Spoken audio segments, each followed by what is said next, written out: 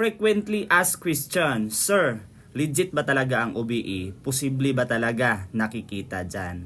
Hello guys, I'm Jerian Pipito, at 21 years old and a full-time digital associate dito po sa OBE. Almost 2 years ko na po na ginagawa si OBE. And yes, masasabi ko talaga na very legit talaga si Online Business Academy or si OBE. Kasi awarded po ang OBE in a whole Asia. Kaya right now, masasabi ko talaga na legit ito kasi nga yung OBE din, 12 years na din ito. Kaya proven and tested at marami nang nabago ang buhay. Iba-iba ang background, merong mga Muslim, merong mga Christian, and merong mga OFW na nasa ibang bansa na right now kumikita na sila ng 20 to 50,000 per month kahit ginagawang part-time. So yes, posibleng kumita dito kahit meron kang experience sa online or wala ka mang experience.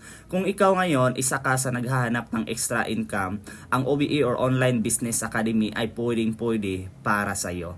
Kasi dati nagsimula lang din po ako dito na walang kaalam-alam sa online, pero dahil sa OBE natulungan ako, nag-guide ako para kumita dito din ng 20 up to 50,000 sa isang buwan doing copy and earn. Kaya kung ang video na to nakita mo at gusto mo na din na i-try or i-grab si OBE para at least magkaroon ka ng extra income aside sa work mo ngayon, wala kang ibang gagawin kundi mag-subscribe or mag-follow sa akin.